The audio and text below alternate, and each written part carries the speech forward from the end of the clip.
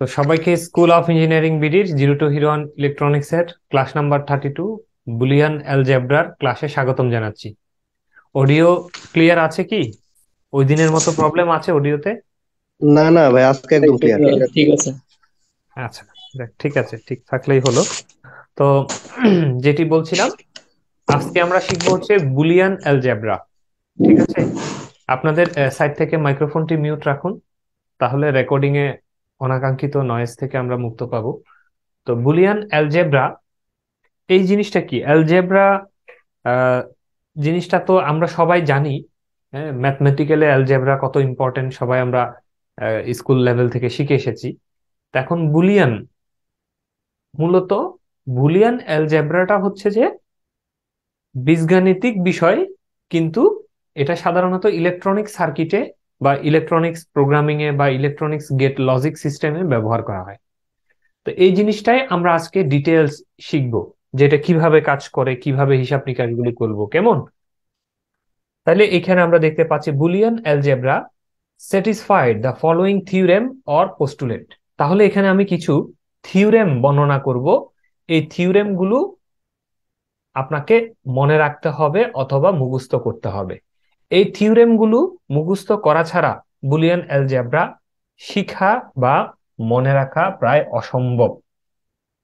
এই জিনিসগুলো না জানলে, যেরকম বীজগণিতের সূত্র জানতে হয়, তাই না, সূত্রগুলোর প্রমাণ আছে, ঠিক তেমনি ভাবে এই জিনিসগুলোরও প্রমাণ আছে। তা আমরা প্রমাণ তো পরীক্ষার হলে আসে না, বা প্রমাণ করতে তো আমার দরকার নাই।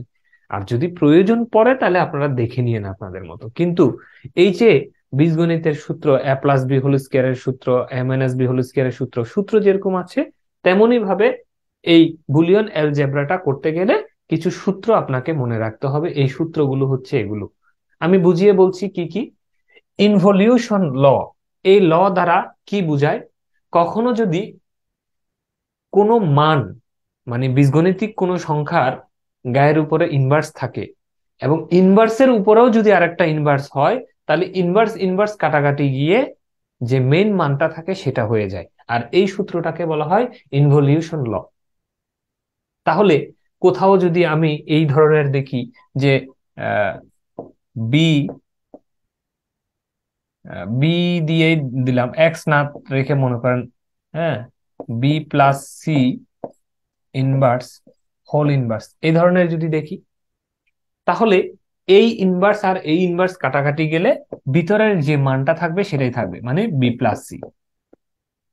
ঠিক আছে, তার মানে সহজ কথায় ডাবল ইনভার্স যদি হয় ব্র্যাকেটে, উইদিন ব্র্যাকেটে, তখন ইনভার্স ইনভার্স কাটাকাটি গেলে শুধু মূল মানটা থাকবে। মূল মান মানে এই মানটা থাকবে। তো যাই হোক, আমরা সামনে আরো অনেক কিছু শিখবো। তো আমরা প্রথম একটা সূত্র শিখলাম যে কখনো যদি ইনভার্সের গায়ের উপরে আরো একটা ইনভার্স থাকে, তাহলে মূল মানটা হবে ইনভার্স ইনভার্স কাটাকাটি যাবে। কমুলেটিভ ল, কমুলেটিভ ল কি বলছে? বলতেছে এক্স প্লাস ওয়াই যে কথা, ওয়াই প্লাস এক্সও একই কথা। এই জন্য এক্স প্লাস ওয়াই কে আমরা চাইলে ওয়াই প্লাস এক্স আকারে লিখতে পারি, এটাও কিন্তু একটা সূত্র। আবার ঠিক তেমনি ভাবে এক্স ডট ওয়াই, মানে এক্স পূরণ ওয়াই যে কথা, ওয়াই পূরণ এক্সও একই কথা, আগে পরে আর কি। এটা এক্স আগে ছিল, এটাকে এক্সটাকে পরে লিখেছি, একই কথা। এই বিষয়টাকেই বলতেছে, এটাও একটা সূত্র, এটাকে বলতেছে কমিউলেটিভ ল। এখন আসেন অ্যাসোসিয়েটিভ ল। অ্যাসোসিয়েটিভ ল দ্বারা কি বলতেছে? এক্স প্লাস উইদিন ব্র্যাকেটে ওয়াই প্লাস জেড সমান সমান এক্স প্লাস ওয়াই উইদিন ব্র্যাকেটে প্লাস জেড। আসলে বিষয়টা হচ্ছে কি, x plus Y plus z, মূলত বিষয়টা হচ্ছে এরকম। এখন ওয়াই আর জেড কে যদি আমি ব্র্যাকেটে রাখি, যে কথা, এক্স এবং ওয়াই কে আমি যদি ব্র্যাকেট করি একই কথা, কারণ এটা কিন্তু গুণ না, এই সামনে কিন্তু একটা যোগ চিহ্ন আছে। এই যোগ চিহ্ন থাকার কারণে আসলে X plus Y plus Z, বিষয়টা কিন্তু এরকম। তো যেহেতু ব্র্যাকেট আছে, এই দুইজনের কাছে ব্র্যাকেট থাকা যে কথা, এই ব্র্যাকেটটা আমি যদি এক্স এবং ওয়াই এর মধ্যেও যদি নিয়ে আসি এইভাবে, আর জেডটাকে যদি ব্র্যাকেটের বাইরে লিখি একই কথা, কোনো অসুবিধা নেই, এটা ব্র্যাকেট ছাড়াও লিখা যায়। এই জিনিসটাকে বুঝার জন্য যে সূত্র, সেটার নাম হচ্ছে অ্যাসোসিয়েটিভ ল। এটাকে যদি গুণের আকারে থাকে, যেমন x into y into z, মানে x dot y dot z. তো এই যে ডট দ্বারা করা আছে এক্স এবং ওয়াই গুণ, আসলে তো তিনজন গুণ, তাই না? তো এক্স এবং ওয়াই গুণ সমান সমান, আমরা বলতে পারি না এক্স গুণন ওয়াই ইন্টু জেড? একই কথা। ব্র্যাকেটটা ওই দুজনের কাছে দেওয়া যে কথা, সামনের দুজনের কাছে থাকাও একই কথা। আসলে এই জিনিসগুলো আমরা কিন্তু বীজগণিতের নর্মাল নিয়ম অনুযায়ী জানি, কিন্তু যেহেতু আমরা ইলেকট্রনিক্স এর জন্য নতুন এক বীজগণিত শিখছি, নতুন এক অ্যালজেব্রা শিখছি, বুলিয়ান অ্যালজেব্রা তার নাম, সেই জন্য তার সূত্রে কি বলা আছে সে কথাগুলোই আমরা জেনে নিচ্ছি। আসলে এগুলো আমরা সবাই জানি, সবাই বুঝি, সেজন্য কখনো ওভাবে চিন্তা করি না যে এটাও একটা সূত্র হতে পারে। ধরে নেন যে আজকে নতুন শিখলেন, এটার নাম হচ্ছে কি, অ্যাসোসিয়েটিভ ল, ডিস্ট্রিবিউটিভ ল। ডিস্ট্রিবিউটিভ ল কি বলছে এখন দেখেন, এই অ্যাসোসিয়েটিভ আর ডিস্ট্রিবিউটিভের পার্থক্য হচ্ছে এখানে এক্স এর পরে প্লাস ছিল, কিন্তু ডিস্ট্রিবিউটিভে কিন্তু কোনো প্লাস নাই, x into y plus z. Distributive law মানে হচ্ছে যে কি, ব্র্যাকেটের ভিতরে গুণ করে দেয়া। দেখুন, এক্স ওয়াই এর সাথে গুণ, আবার এক্স জেড এর সাথে গুণ, এই যে গুণ করে দেয়াটাই হচ্ছে distributive law. X Y plus x z, এই এক্স একবার ওয়াই এর সাথে গুণ, এই এক্স একবার জেড এর সাথে গুণ, মধ্যখানে প্লাস। তাহলে এক্স ওয়াই এর সাথে গুণ করলে X Y plus x Z. এটা আমরা সবাই জানি এবং প্রত্যেকেই করতাম আমরা, কিন্তু এই বুলিয়ান অ্যালজেব্রায় এটার নাম হচ্ছে কি, ডিস্ট্রিবিউটিভ ল।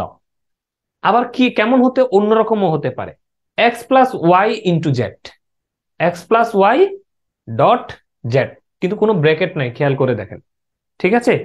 সেক্ষেত্রে কি করবেন, সেক্ষেত্রে হচ্ছে X plus Y dot X plus Z, ঠিক আছে? মূলত এই জিনিসটা কি কিরকম, এই যে এই গুণ, আমরা যদি এটাকে,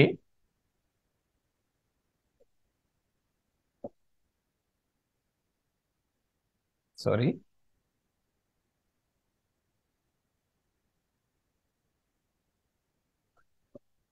এটাকে যদি এইভাবে দেখি, তাহলে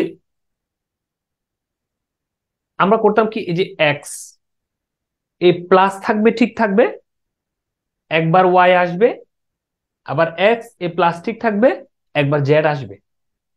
এই জিনিসটা ভালো করে খেয়াল করে দেখেন, এই গুণের আগে এইখানে কিন্তু কোনো ধরনের প্লাস ছিল না, এই জন্য ডাইরেক্ট গুণ। এখানে কিন্তু একটা প্লাস আছে, কেমন, এই জায়গায় মধ্যখানে একটা প্লাস আছে, প্লাস থাকার কারণে এই এক্স এর সাথে একবার ওয়াই আসবে, এই মধ্যখানে ডট চিহ্নটা বসবে, এই ডট চিহ্নটা হচ্ছে এই যে এটা, আবার এক্স এর সাথে একবার জেড আসবে। এটা কিন্তু কনফিউশন ক্রিয়েট হতে পারে, এই জন্য প্র্যাকটিস করে নিতে হবে বারবার। এই দুটো সূত্রকে বলবো আমরা কি, ডিস্ট্রিবিউটিভ ল। এই 1 2 3 4 পর্যন্ত সহজ, এর পরে পরে আস্তে আস্তে একটু কঠিন হওয়া শুরু হবে, ঠিক আছে? ল গুলো এমনই, তো যদিও আমরা এটা প্র্যাকটিস করলে এই জিনিসগুলো সোজা হয়ে যাবে। ডিস্ট্রিবিউটিভ লর পরে আমাদের পরবর্তী সূত্রটা হচ্ছে অ্যাবজর্পশন ল। অ্যাবজর্পশন ল অনুযায়ী এক্স প্লাস এক্স ওয়াই সমান সমান এক্স। এটা কিন্তু মুখস্থ করতে হবে, কেমন, এটার প্রমাণ আছে যে এক্স প্লাস এক্স ওয়াই সমান সমান কি, এক্স। এখন এই জিনিসটা আসলে কিভাবে হয় যদি আপনি প্রমাণ করতে বলেন, আমি জাস্ট একটা বুঝার জন্য বলতেছি আর কি। মূলত এখান থেকে আমরা এক্স কমন নিব, তাহলে এক্স যদি কমন নিই, তাহলে এখানে থাকলো কত, 1 plus Y is equal to, দাঁড়ালো কি, এক্স। কারণ 1 plus Y, 1 plus X, 1 plus Z, 1 plus দিয়ে কিছু থাকলেই তার মান কত, 1। 1 প্লাস সামথিং, 1 প্লাস যেই থাকুক, মনে রাখবেন বুলিয়ান অ্যালজেব্রায় এই 1 প্লাস সামথিং কে কত বলবো আমরা, 1। তো এখন 1 এর সাথে যদি এবার আপনি এক্স কে গুণ দেন, কত হয়, এই এক্সই হয়। এইভাবে সে অ্যাবজর্ব করে ফেলবে, সংক্ষিপ্ত করে ফেলবে। এই কারণেই এর লর নাম হচ্ছে অ্যাবজর্পশন ল। কেমন, যে এক্স প্লাস এক্স ওয়াই সমান সমান এক্স। আবার ঠিক তেমনই ভাবে X into X plus Y, X into X plus Y সমান সমান কি, এক্স, ঠিক আছে? X into X plus Y সমান সমান এক্স। এই দুটো সূত্র কিন্তু মনে রাখতে হবে। এটা হচ্ছে যোগের, এটা হচ্ছে গুণের, এই দুটো সূত্রই কিন্তু এক্স। এটা সামনে আপনাদের কাজে লাগবে। কোথায় কাজে লাগবে আমি দেখিয়ে দিব, অঙ্ক করার ক্ষেত্রে কাজে লাগবে। এই দুটো সূত্র মনে রাখতে হবে। এরপরে আসেন বহুল পরিচিত বুলিয়ান অ্যালজেব্রার বহুল পরিচিত একটি সূত্র, ডি মর্গানস ল বা ডি মর্গানের সূত্র। তার দুটো থিওরেম আছে, থিওরেম 1, থিওরেম 2। এই দুটো সূত্র আমাদের অঙ্ক করার ক্ষেত্রে কাজে লাগবে। এই ডি মর্গান লটা আমরা দেখার চেষ্টা করব। অনেক সময় যদি পরীক্ষায় আসে যে ডি মর্গান লটা ডিরাইভ করো বা write the De Morgan law and give an example, এই ধরনের যদি আসে তাহলে এই থিওরেম 1, থিওরেম 2 দুটো সূত্র আছে তার, এই দুটো সূত্রই আমরা লিখে দিব এবং সাথে একটা উদাহরণ দিয়ে দিব, তাহলেই হয়ে যাবে। এই সূত্রগুলো কি আমরা দেখি। The complement of the sum of two or more variable is equal to the product of the complement of this variable। কি বলা হচ্ছে? আচ্ছা, আমরা আগে উদাহরণটা দেখি, তাহলে এই জিনিসটা ক্লিয়ার হবে। x plus y inverse is equal to x inverse into y inverse. মানে সহজ কথায়, কখনো যোগ আকারে কোনো দুটো সংখ্যা আছে, তার গায়ের উপরে যদি হোল ইনভার্স থাকে, তাকে ভাঙলে এই যোগটা হয়ে যাবে গুণ, আর এই ইনভার্সটা দুইজনের গায়ের উপরে উঠে যাবে, আলাদা আলাদা হয়ে যাবে। আমি আবারও বলছি, কখনো যদি কোনো দুই বা ততোধিক রাশি, দুইটাও থাকতে পারে বা তারও বেশি থাকতে পারে, দুই বা ততোধিক রাশির গায়ের উপরে হোল ইনভার্স থাকে এবং রাশিগুলো যদি যোগ আকারে যোগ করা থাকে, তখন তাদেরকে যদি ভেঙে লিখতে যাই, সূত্র বলছে এই ইনভার্সটা প্রত্যেকের গায়ের উপরে আসবে আর এই যোগটা হয়ে যাবে গুণ। এটাই বলতেছে ডি মর্গানের থিওরেম 1। অথবা সেকেন্ড আরেকটা কথা, এই যে দেখেন যে তিনটা রাশির ক্ষেত্রে, এটা কয়টা? দুইটা রাশির ক্ষেত্রে, আর এটা হচ্ছে তিনটা রাশি, দুই বা ততোধিক রাশি, যত রাশি থাক না কেন, এইভাবে যদি যোগ আকারে থাকে, এই প্রত্যেকটা রাশি দেখেন এইভাবে গুণ আকারে হয়ে যাবে আর ইনভার্সটা তাদের মাথার উপরে চলে আসবে। এবার আমরা ওইখানে আসি, the component of the sum two or more variable. The component, component মানে হচ্ছে যে এই যে এরা, এদেরকে বলবো আমরা component. The component of the sum, sum মানে হচ্ছে কি এই যে যোগ, the component of the sum of two or more variable. তাহলে এই ভেরিয়েবল গুলো হচ্ছে কে, এক্স এবং ওয়াই, জেড, এগুলো হচ্ছে ভেরিয়েবল। এই ভেরিয়েবল গুলো দুই বা ততোধিক যদি সংখ্যার হয়, is equal to the product, is equal to, চলে আসলাম ইকুয়াল টু তে, ঠিক আছে, equal to the product of, sorry আমি কম্পোনেন্ট বলতে এই দুইটা বলে ফেলেছি ভুলে, কম্পোনেন্ট মানে হচ্ছে ইনভার্স। আমি আবারও বলছি, একটু মনোযোগ সহকারে খেয়াল করবেন। The component of the some, component মানে হচ্ছে এই যে ইনভার্সটা, এই ইনভার্স কার, দুই বা ততোধিক ভেরিয়েবলের যোগফলের ইনভার্স। এই কথা বলছে the component of the sum of the two or more variable. তাহলে দুই বা ততোধিক ভেরিয়েবলের কম্পোনেন্ট বা inverse equal to the component of this variable is equal to the product of the component। Product মানে গুণ, এই যে প্রোডাক্ট শব্দের অর্থ, এই প্রোডাক্ট শব্দের অর্থ কিন্তু এই যে গুণ। গুণ কার গুণ? এই ভেরিয়েবল গুলোরই গুণ, কিন্তু তাদের মাথার উপরে কম্পোনেন্ট হবে। Component of this variable, product of the component of this variable. ঠিক আছে, তাহলে নিশ্চয়ই আপনারা এই সূত্রটি বুঝে গিয়েছেন। এখন আসেন theorem 2, 2 number theorem. The complement of the product of two or more variable is equal to the sum of the complement of this variable। মানে এই সূত্রটার পুরো উল্টা। কি ধরনের? এটা ছিল যোগ আকারে আর এটা হচ্ছে দেখেন গুণ আকারে।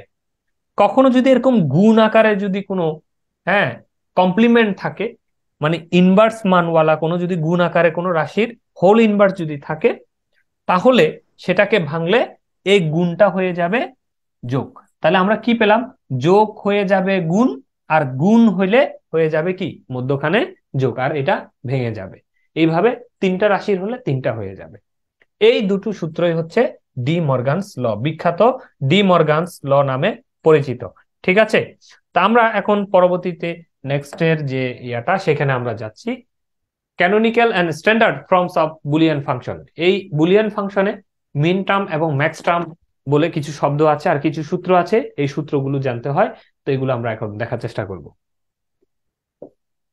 এখানে আমরা দেখতে পাচ্ছি, দেখেন যে এক্স ওয়াই জেড, আমরা তিনটা ভেরিয়েবল নিলাম, X Y Z. X Y Z এর মিন টার্ম এবং ম্যাক্স টার্ম, এটা হচ্ছে টার্মস, এটা হচ্ছে ডেজিগনেশন। টার্মস ডেজিগনেশনের একটা টেবল বা একটা এই টেবল চার্ট আমরা এখানে দেখানোর চেষ্টা করেছি। এই জিনিসটি কি আমি একটু বুঝিয়ে বলছি, এটি যদি না বুঝেন তাহলে পরবর্তীতে অঙ্ক করতে কিন্তু অসুবিধা হবে। এটাও বুঝতে হবে, এটাও বুঝতে হবে, এটাও সূত্র অবশ্য। দেখেন 0 0 0 0 0 0, আমরা বাইনারিতে 0 0 0 মানে কি, 0। 0 0 0 মানে 0 যদি হয় তাহলে এক্স এর মানও 0, ওয়াই এর মানও 0, জেড এর মানও 0। তো মিন টার্মসে সেটাকে কি বলা হয়, X inverse, Y inverse, Z inverse. Inverse মানে মিন টার্মের ক্ষেত্রে ইনভার্স মানে 0। আর ম্যাক্স টার্মে বলা হয় X plus Y plus Z. তার মানে দেখেন মিন টার্ম হচ্ছে গুণের আর ম্যাক্স টার্ম হচ্ছে যোগের। যোগ হবে কিন্তু 0 হলে তার মান কিন্তু ইনভার্স হবে না। কিসের ক্ষেত্রে, ম্যাক্স টার্মের ক্ষেত্রে।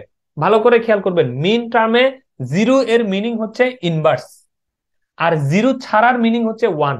যদি ইনভার্স না থাকে তাহলে হচ্ছে 1, ইনভার্স থাকলে 0। কার ক্ষেত্রে, মিন টার্মে। আর ম্যাক্স টার্মের ক্ষেত্রে হচ্ছে মাথার উপরে যদি ইনভার্স না থাকে তাহলে 0, আর মাথার উপরে ইনভার্স থাকলে 1। কিন্তু ম্যাক্স টার্মের মানগুলো হচ্ছে যোগ আকারে থাকবে। তাহলে আমরা যদি বলি 0 0 1, বাইনারিতে এক কিভাবে লিখে, এইভাবে 0 0 1। 0 0 1 যদি হয় তাহলে এক্স এর মানও 0, তার মানে এক্স ইনভার্স, ওয়াই এর মানও 0, তাহলে ওয়াই ইনভার্স, জেড এর মান তো 1, তাহলে জেড এর মাথার উপর আর কোনো ইনভার্স নাই, যেহেতু 1 সেজন্য কোনো ইনভার্স নাই। তো এটা গুণ কিসের ক্ষেত্রে, মিন টার্মের ক্ষেত্রে। কিন্তু যদি ম্যাক্স টার্মের ক্ষেত্রে হয় এটা যোগ। কিন্তু যোগ হলে কি হবে, শর্ত কি, ম্যাক্স টার্মের শর্ত কি, শর্ত হচ্ছে 1 হলে তারপরে ইনভার্স হবে, আর 1 না থাকলে, 0 থাকলে কোনো ইনভার্স হবে না। তাই হয়েছে, এই যে দেখেন 0 0, এই জন্য এক্স প্লাস ওয়াই প্লাস এটা 1 যেহেতু, এই জন্য দেখেন জেড ইনভার্স। আশা রাখি বাকিগুলো আপনারা বুঝে গিয়েছেন। তারপর আমি এক নজরে দেখিয়ে দিচ্ছি। 0 1 0, তার মানে X inverse Y Z inverse. Y কেন, এই যে এটা 1, এই যে ওয়াই এর মানটা হচ্ছে 1, ওয়াই এর মানটা 1 মানে কোনো ইনভার্স থাকবে না মিন টার্মের জন্য। আর ম্যাক্স টার্মের জন্য যোগ আকারে থাকবে, যার 1 থাকবে সে তার মাথার উপরে শুধু একটা ইনভার্স চলে আসবে। এইখানে 0 1 1, 0 1 1 হলে কি হবে, 1 1 মানে হচ্ছে যে এই দুইটার মাথার উপরে ইনভার্স আসবে, আর মিন টার্মের ক্ষেত্রে দুইটার মাথার উপরে কোনো ইনভার্স থাকবে না, শুধু 0 যে তার মাথার উপরে থাকবে। এইভাবে করে বাকি 1 1 1 এর ক্ষেত্রে এক্স ওয়াই জেড হবে, আর এটার ক্ষেত্রে হবে X inverse plus Y inverse plus Z inverse. কারণ এটাতেও 1 এটাতেও 1, 1 থাকলে ম্যাক্স টার্মে ইনভার্স হবে, এই জন্য ইনভার্স হয়েছে আর যোগ আকারে থাকবে। এখন এটা ডেজিগনেশন কি, ডেজিগনেশন মানছে এটা 1 নাম্বার মানে M0, M1, M2, M3, M4, M5, M6 এবং M7। তেমনি হবে সেম ভাবে এটা, মানে এটাকে আমরা বলবো M0, এটাকে বলবো M1, এটাকে বলবো M2, এটাকে বলবো M3। এই বিষয়টা একটু বুঝতে গেলে বাইনারির এই বিষয়গুলো, আপনারা বাইনারির ইয়া জানেন। আমি তারপর এখানে একটা পেজ নিচ্ছি, তারপর একটু ভালো করে খেয়াল করেন। মনে করেন বাইনারিতে আমরা এইভাবে লিখবো, হ্যাঁ, 1 2 3 4 5 6 এবং 7। আমরা এই 7টা সংখ্যা লিখবো, বাইনারিতে লিখবো। তাহলে বাইনারিতে আমরা যদি 1 লিখি, 1 লিখলে কিভাবে লিখতে হবে, আমরা যদি 3টা লিখি এইভাবে 0 0 0, সরি আমরা 0 থেকে লিখবো, 1 থেকে না, 0 থেকে লিখবো। আমরা যদি এইভাবে লিখি 0 0 0, বাইনারিতে 0 হয়ে গেল। আমরা যদি 1 লিখতে চাই কি লিখতে হবে, 1 0 0, ঠিক আছে। এইভাবে 0 0 1 মানে হচ্ছে মূলত 1। তো 2 যদি লিখতে যাই তাহলে কি লিখতে হবে, 0 1 0। এখন আপনারা বলবেন এটা কিভাবে হচ্ছে, বেসিক্যালি বেসিক্যালি হচ্ছে এরকম। আমরা যদি টেবলটা এইভাবে যদি 8টা ঘর আঁকি, 1 2 3 4 5 6 7 8, তাহলে এটা হচ্ছে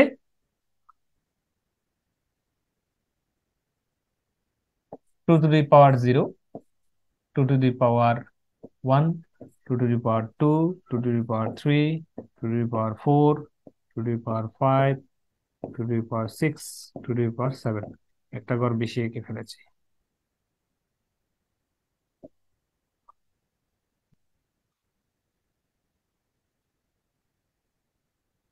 ঠিক আছে, তাহলে আহ আচ্ছা, এটা এই উদাহরণ দিয়ে একটু কঠিন হবে বুঝতে। আচ্ছা, আমি এই জিনিসটা অন্যভাবে বুঝাই। দেখেন, আমরা যদি এই এই এই জায়গাটাকে এই জায়গাটাকে যদি বের করতে যাই কিভাবে হচ্ছে, মূলত এটা হচ্ছে 3টা ডিজিটের সিরিজ। এইভাবে, মানে দেখেন এই দিক থেকে ওয়ানটা হয়ে আসবে কেমন, 0 1 0। দেখেন এই ওয়ানটা এখানে ছিল, এরপরে 2 নাম্বারটা 1 হবে, এরপর হবে 1 0 0। এই ওয়ানটা দেখেন এদিকে 1 নাম্বারে শিফট করলো। এখন এই জায়গায় আমরা যদি দেখি এটার মান হচ্ছে কত, 0। এটার মান হচ্ছে কত, 1। 1 কিভাবে, 2 to the power 0। এই এই ঘরটা কত বাইনারিতে, 2 to the power 0। ঠিক আছে, আর এই ঘরটা কত, 2 to the power 1। আর এই ঘরটা কত, 2 to the power 2। তার মানে এই 1 নাম্বার ঘর মানে হচ্ছে যে মূলত 2 to the power 0 মানে কত, 1। তাহলে এই জায়গায় কেউ যদি থাকে 1 হয়, তার মান হবে কত, 2 to the power 0 মানে 1 হবে। আর 2 to the power 1 মানে কত, 2। তাহলে এই ঘরটাতে যে থাকবে সে হচ্ছে 2। তাহলে এইখানে 1 আছে, এই বাকি দুজন 0। তাহলে এই 1 আছে মানে কি, এটা হাই মানে কি, এই ঘরের মান কত, 2 to the power 1। R 2 to the power 1 মানে কত, 2। ওকে, এখন আসেন, এই ঘরের মান হচ্ছে 2 to the power 2 মানে 2 2 গুণা 4। তাহলে এই ঘরে যদি কোনোটা হাই হয় তার মান হয়ে যাবে কত, 4। আচ্ছা, আমরা তিন তিন তো লিখি নাই, সরি, 4 পরে 3 লিখবো, 0 1 1। ওকে, 0 1 1, তাহলে কত হলো, দেখেন এখানে হচ্ছে 2, আর 2 to the power 0 মানে হচ্ছে এখানে হচ্ছে 1। 2 আর 1 কত হলো, এ হয়ে গেল দেখেন 3। তারপর আমরা যদি লিখি 1 0 0 পরেরটা, তাহলে 1 0 0 এটার মানে কত, 4। কিভাবে, এই যে এই ঘরে মানে 2 to the power 2, 2 to the power 2 মানে 2 2 গুণা 4। ঠিক আছে, এই ঘরে হাই আর বাকিগুলো 0। এইভাবে 1 0 1 2 3 4 5 6 এইভাবে সংখ্যাগুলো লিখা যায়। আর এই যে সিরিজটা আমি লিখে যাচ্ছি, 0 0 0 0 1 1, 0 1 0 0 1 1 1 0 0, এইভাবে করতে করতে ফাইনালি লাস্ট ডিজিটটা হবে কি, 1 1 1। আর 1 1 1 মানে কত, এই 1 মানে হচ্ছে 4, এই 1 মানে হচ্ছে 2, 4 আর 2 এ 6, আর এই 1 মানে হচ্ছে যে 1। তাহলে 6 আর 1 কত হলো, 7। তাহলে তিনটা যদি 1 1 1 থাকে, সর্বোচ্চ সংখ্যা কত হবে, 7। এই কথাটাই আমরা এখানে বোঝানোর চেষ্টা করেছি। এই যে দেখেন এইখানে 0 0 0, এই যে এই সিরিজটা দেখেন আপনারা, তাহলে এটার মান হচ্ছে কত, এটার মান হচ্ছে 0, এটার মান 1, এটার মান 2, এটার মান 3, এটার মান 4, এটার মান 5, এটার মান 6, এটার মান 7।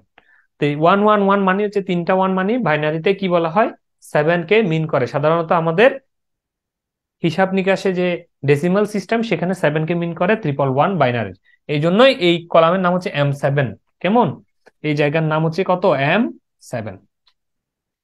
এখন আসেন এদিকের চার্ট, পোস্টুলেটস, এগুলো কিছু ফর্মুলা, এই ফর্মুলাগুলো জানতে হবে। সেটা কি, এই ফর্মুলাটা X plus x inverse Y সমান সমান এক্স প্লাস ওয়াই। ঠিক আছে, X plus x inverse Y সমান সমান কত, এক্স প্লাস ওয়াই। এটা কিন্তু খুব গুরুত্বপূর্ণ সূত্র, এটা লাগবে। যে কখনো যদি কোনো রাশি মানে সেম মান, এর মাথার উপরে কোনো ইনভার্স নাই, তার সাথে আবার সেম মানের সাথে ইনভার্স ওয়ালা, তার সাথে গুণক কোনো কিছু নিয়ে যদি গুণ হয়, তাহলে এই দুইজনের থেকে ইনভার্স ওয়ালাটা চলে যায়, আর মূল মানটা এবং তার সহগটা পাশে বসে। তাহলে X plus x inverse Y সমান সমান এক্স প্লাস ওয়াই, এই সূত্রটা আমরা মনে রাখবো। আবার সেম ভাবে নিচে আরেকটা সূত্র, এক্স ইনভার্স মানে এটার উল্টাটা, প্রথমে ছিল এক্স ইনভার্স ছাড়া, এখন হচ্ছে শুরুতে এক্স ইনভার্স, আর মধ্যখানে গুণকে দেখেন ইনভার্সটা নাই। এই ধরনের যদি থাকে, ইনভার্স ওয়ালাটা যদি আগে থাকে, সেক্ষেত্রে ইনভার্স ওয়ালাটার সাথে সহগ থাকবে, ওই এক্সটা মানে গুণকের সাথে যে থাকবে সে চলে যাবে। এই হচ্ছে যে দুটো সূত্র, এই দুটো সূত্র ইম্পর্টেন্ট, এটা মনে রাখতে হবে। আর এটা ছাড়া এগুলো হচ্ছে কিছু কন্ডিশন, এই কন্ডিশন গুলো এখানে অ্যাপ্লাই হবে। সেটা হচ্ছে এক্স প্লাস জিরো সমান সমান এক্স, এটা তো আমরা সবাই জানি। এক্স এর সাথে যদি জিরো যদি যোগ করা হয় তাহলে এক্স এই থাকবে। এক্স প্লাস ওয়ান সমান সমান ওয়ান, শুধু এক্স প্লাস ওয়ান না কিন্তু Y plus one, Z plus one, B plus one, C plus one, যার সাথেই যে কোনো সহগের সাথে যদি প্লাস ওয়ান থাকে মান কত হয়ে যাবে? ওয়ান। কিছুক্ষণ আগে বলেছি one plus Y, Y plus one, one plus Y, একই কথা, কত হবে? ওয়ান হবে। এক্স প্লাস এক্স, আপনারা বীজগণিতে বলতেন টু এক্স, কিন্তু এখানে বলবেন কত? শুধু এক্স। তাহলে এক্স প্লাস এক্স সমান সমান কত? এক্স। এখন আমি যদি বলি বি প্লাস বি সমান কত? বি। সি প্লাস সি সমান সি। এই কথাগুলোই কিন্তু নতুন বীজগণিত কিন্তু শিখাচ্ছি আজকে। কেমন? বুলিয়ান অ্যালজাবরা, যদিও আপনারা অলরেডি অনেকেই জানেন বিষয়গুলো, তারপরেও আমি আমার তরফ থেকে যতটুকু পারি আমি একটু ব্যতিক্রম ভাবে পড়ানোর চেষ্টা করছি। কারণ এই বিষয়গুলো হয় কি, পরীক্ষার হলে গিয়ে আসলে পেজগুলো লাগিয়ে ফেলে, কিন্তু যদি সূত্রটা আপনার চার্ট আকারে জানা থাকে অঙ্কগুলো খুব সোজা। আসলে আপনারা দেখবেন অঙ্কগুলো খুব সহজ লাগবে আপনাদের কাছে। এক্স প্লাস এক্স সমান সমান, তাহলে কি বলেছি? X. X plus x inverse যদি হয় তাহলে ওয়ান হয়ে যাবে। কি বলেছি? একটা পজিটিভ আর একটা নেগেটিভ, মানে হচ্ছে একটার মাথার উপরে ইনভার্স নাই আর একটার মাথার উপরে ইনভার্স বলা, সেম জিনিস সেম সহগ, কিন্তু একজনের মাথার উপরে ইনভার্স আছে আরেকজনের উপরে নাই, যদি হয় তাহলে কত হয়ে যাবে? ওয়ান। এই পোস্টুলেটস গুলো মনে রাখতে হবে। আবার এক্স ইন্টু জিরো, তাহলে জিরোর সাথে কোনো কিছু যদি গুণ দিই আমরা, সেটা তো জিরো হয়ে যাবে, সেটা আমরা সবাই জানি। এক্স ইন্টু ওয়ান, ওয়ান যদি গুণ দিই কোনো কিছুর সাথে, সেটা শুধু ওই সংখ্যাটা থাকবে, মানে এক্স ইন্টু ওয়ান সমান সমান x. X into x, x plus x যেরকম এক্স হয়, তেমনি এক্স ইন্টু এক্স এ এক্স স্কোয়ার হয় না, কিন্তু এক্স হবে। তাহলে এখানে সেম সেম মানের দুটো জিনিস যদি গুণ হোক অথবা যোগ হোক, গুণ হলেও সেম মানটার একটাই থাকবে, যোগ হলেও সেম মানটার একটাই থাকবে। ওকে, এখন আরেকটা কি, এটা হচ্ছে এক্স প্লাস এক্স ইনভার্স সমান ওয়ান, আর এখানে এক্স ইন্টু এক্স ইনভার্স সমান জিরো।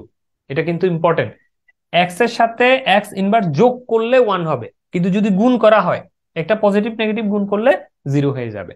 ঠিক আছে, এই যে সূত্রগুলো বললাম এই সূত্রগুলোই আমাদের কাজে লাগবে, আর প্রয়োজন নেই, বেশি কিছু আর দরকার নেই, এখন আমরা মোটামুটি শিখে গেছি।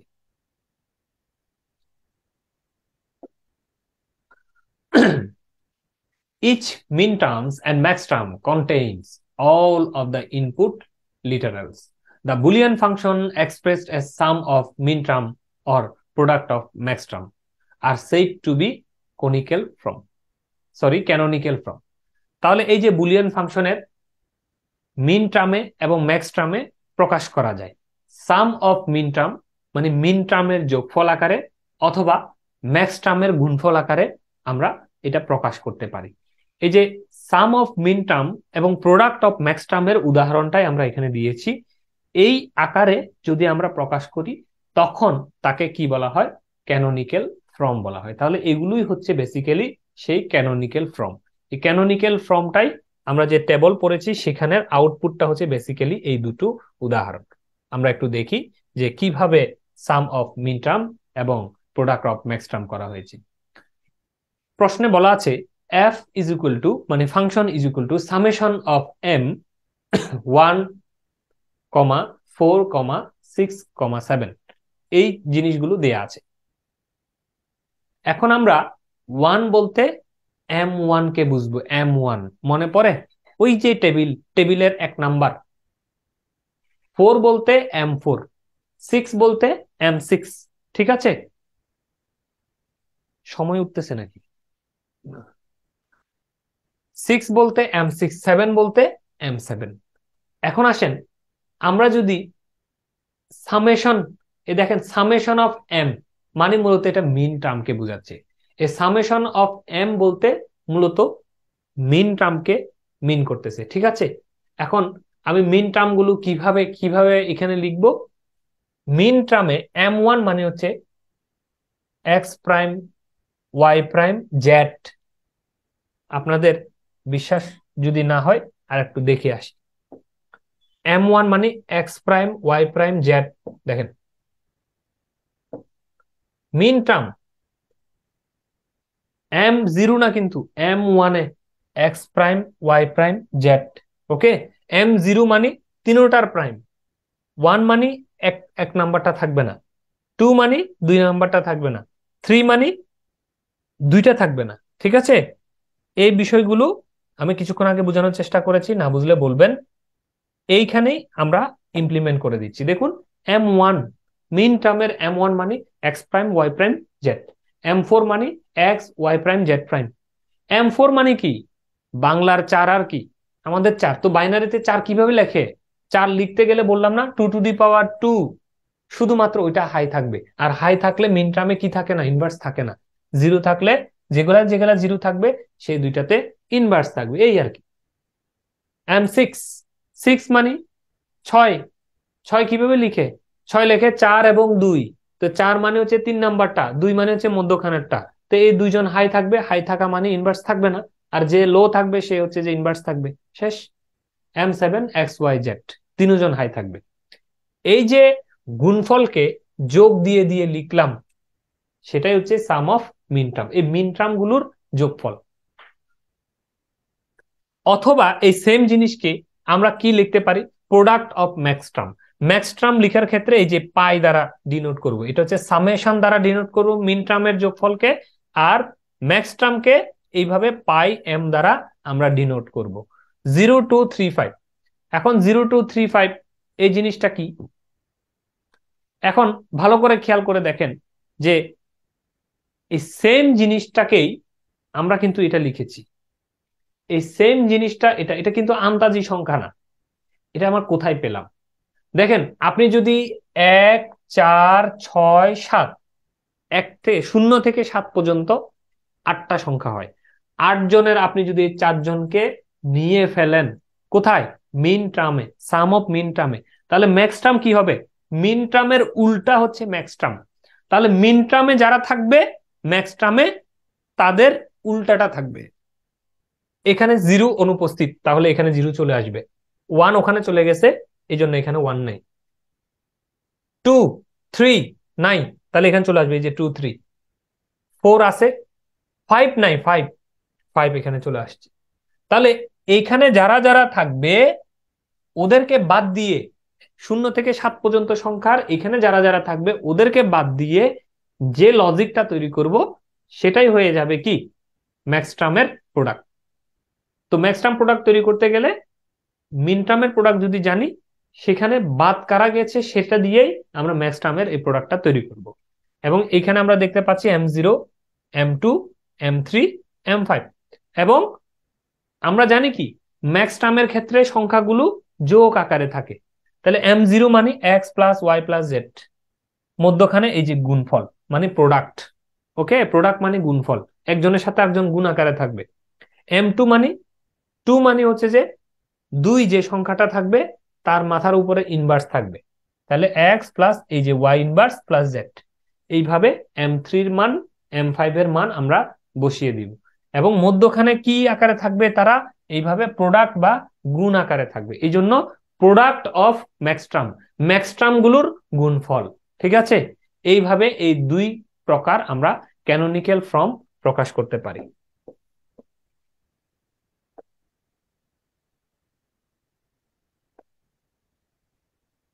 The canonical form are the basic form of Boolean function. তাহলে এই ফর্মটা বেসিক্যালি একটা বেসিক ফাংশন, কিসের জন্য? বুলিয়ান ফাংশনের জন্য। That obtain from the truth table, যে টেবল থেকেই আমরা এই মানগুলোকে বের করতে পারি। Another way to express function is the standard form. কি বলা হচ্ছে তাহলে? এই এই ফর্ম ছাড়াও আরো অন্য আরেকটা পদ্ধতি আছে এটাকে প্রকাশ করার, সেই পদ্ধতিটার নাম কি? Standard form. এই standard form which may contains one, two, or any number of input literal. There are two types of standard form which is SOP, POS. কি বলা হচ্ছে? SOP, POS। আপনারা নাম শুনে থাকতে পারেন, সব পস এই ধরনের নাম শুনে থাকতে পারেন। এটার পুরো নাম হচ্ছে sum of product, product of sum. Sum of product, product মানে কি? প্রোডাক্ট মানে হচ্ছে যে গুণফল, গুণফলের সাম। সাম অফ কার, গুণফলের। তাহলে গুণফলের সাম মানে কি, যোগফল। তাহলে এই যে দেখেন এরা কিসে আছে, এক্স এবং এক্স ইনভার্স এবং ওয়াই কিসে আছে, গুণ আকারে আছে। এরা তিনজন কিসে আছে, গুণ আকারে আছে। এই যে গুণ আকারে যারা আছে তাদের তাদের কি হবে, যোগফল হবে, যোগফল। এই জন্য এই যে মধ্যখানে যোগ, এই জন্য এটাকে বলা হয় এসওপি, মানে গুণফলের যোগফল বাংলায় যদি বলি। কেমন, সাম অফ প্রোডাক্ট। আবার আরেকটা পদ্ধতির নাম হচ্ছে পিওএস বা পস, এটার পুরো অ্যাব্রিভিয়েশন হচ্ছে প্রোডাক্ট অফ সাম। তাহলে সামের গুণফল প্রোডাক্ট, এই যে সামের প্রোডাক্ট। তাহলে সাম কোথায়, এই যে এটা হচ্ছে একটা সাম, যোগ তাই না, এটাও একটা সাম। তাহলে এই সামগুলোর এই যে গুণ, এই যে গুণ, এই যে গুণ। তাহলে সামের বা যোগফলের গুণফল অথবা গুণফলের যোগফল, এই দুইটা মাধ্যমেই প্রকাশ করা যেতে পারে ক্যানোনিক্যাল ফর্মকে। স্ট্যান্ডার্ড ফর্ম বলবো আমরা এখন এটাকে। স্ট্যান্ডার্ড ফর্মের দুটো টার্মস আছে, একটা এসওপি আর একটা পিইউএস। এই এসওপি এবং পিইউএসটাই আমরা একটু দেখার চেষ্টা করব কিভাবে করে। আমরা এর আগে অঙ্কে চলে যাব এখন, মানে উদাহরণ দিয়ে যে অঙ্কগুলো হয়, অঙ্কগুলো করলে আমাদের সবকিছু ক্লিয়ার হয়ে যাবে। Simplify the following Boolean function. এখানে 5টা অঙ্ক দেয়া আছে। এই 5টা অঙ্ক যদি আমরা ক্লিয়ার করি তাহলে মোটামুটি আমাদের বোঝা হয়ে যাবে বিষয়গুলো কি। ঠিক আছে, আমি একটা অঙ্ক একটা প্রবলেমের ভিতরে 5জনকে ঢুকিয়ে দিয়েছি, আলাদা আলাদা 5টা লিখিনি। z is equal to wy plus w inverse xy। তাহলে এই একটা সমস্যা দেয়া আছে, এটাকে সমাধান করতে হবে, সিম্পলিফাই করতে হবে বুলিয়ান ফাংশন ব্যবহার করে। বলে দিয়েছে simplify the following Boolean function. তাহলে এখন z is equal two wy plus w inverse xy।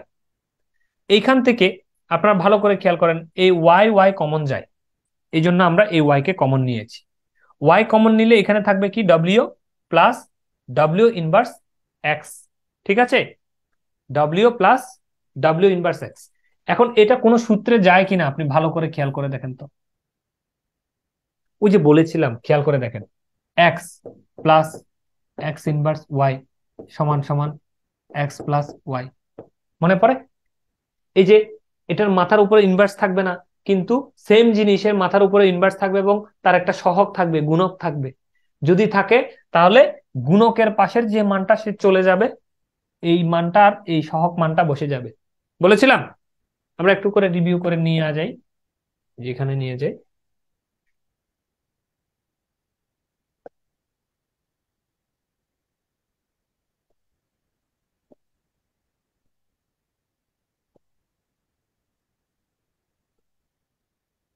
এই যে দেখেন, এই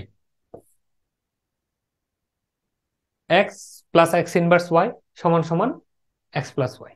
এই সূত্রটাই আমরা এখানে কাজে লাগিয়েছি। যে এই যে দেখেন, এটা যদি এক্স বা যে কোনো কিছুই ধরেন না কেন, এই মাথার এই সংখ্যাটার মাথার উপরে কোনো কিছু নাই, যোগ এটার উপরে কিছু আছে প্লাস একটা সহগ আছে, তাহলে এই সংখ্যাটা প্লাস সহগটা মানে ডাব্লিউ আর হচ্ছে এখান থেকে এক্স, এইভাবে বসবে, হয়ে গেল সিম্পলিফাই। আর কোনো কিছু করার নাই। তাহলে আপনি যদি এই সূত্রটা জানেন, অনায়াসে এটা করে দিয়ে আসতে পারবেন। আর যদি না জানেন তাহলে সারাদিন এটাকে কি করবেন না করবেন খুঁজতে খুঁজতে টেনশনে মরে যাবেন গা।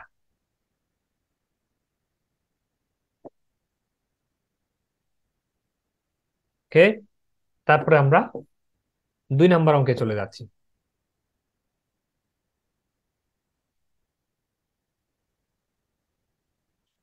2 নম্বর অঙ্ক, X Z plus x inverse Y plus Y Z, এটাকে সিম্পলিফাই করতে হবে।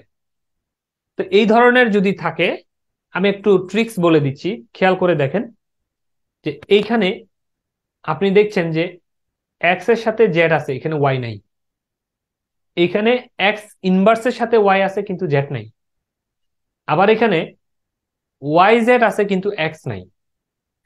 তো এই 3টা ফর্মের এটার থেকে বের হয়ে আসার সমাধান হচ্ছে যে কোনো একটাকে, যে কোনো একটা হয় এক্স জেড কে নাহলে ওয়াই জেড কে, যেটা সহজ হয়, যেটা বেশি সংখ্যায় আছে সেটাকে রাখার চেষ্টা করবেন। যেমন এক্স এক্স ইনভার্স, এই দুইটার সিমিলারিটি আছে, এই জন্য এটাকে আমরা রেখে দিলাম, রেখে দিয়ে এই ওয়াই জেড যেটা, এই ওয়াই জেড এর সাথে এক্স আনতে হবে।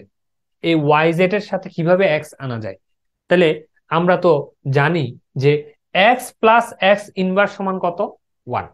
তাহলে একটা সংখ্যা, এটার মান হচ্ছে কত? 1। তো আমরা এই ওয়াই জেড এর সাথে মনে মনে 1 চিন্তা করতে পারি না? ওয়াই জেড এর সাথে 1 গুণ আকারে থাকা যে কথা, না থাকাও তো একই কথা। তাহলে এই 1 এর পরিবর্তে, মানে এখানে ওয়াই জেড ঠিক থাকবে, কিন্তু এই যে 1 মনে মনে চিন্তা করলাম, 1 দিয়ে গুণ দিলে তো কোনো অসুবিধা নাই, তাই না? তাহলে এই 1 যে মনে মনে চিন্তা করলাম, তার পরিবর্তে এই সূত্রটা আমরা লিখতে পারি কিনা? 1 এর পরিবর্তে 1 সমান সমান আমরা জানি না এক্স প্লাস এক্স ইনভার্স, দেখিয়েছিলাম তো নাকি? এক্স ইন্টু এক্স ইনভার্স হলে 0, আবার এক্স প্লাস এক্স ইনভার্স হলে 1। কেন এই এক্সটাকে নিলাম, অন্য কাউকে কেন নিলাম না? কারণ এই ওয়াই এবং জেড এর সাথে এক্স এর সংকট, এখানে এক্স পাওয়া যাচ্ছে না, সেই জন্য এক্স কে আনার জন্য এই কাহিনী করেছি। ওকে, তাহলে আমরা এখানে পেয়ে গেলাম যে এইভাবে এই বাকি সবকিছু ঠিক থাকবে, X Z plus x inverse Y plus Y Z into X plus x inverse. এখন এটা কি আকারে? গুণক আকারে। মনে আছে আমাদের সূত্রের যে 3 নাম্বার সূত্রটা, প্রথম পেজের 3 নাম্বার সূত্র দেখেন,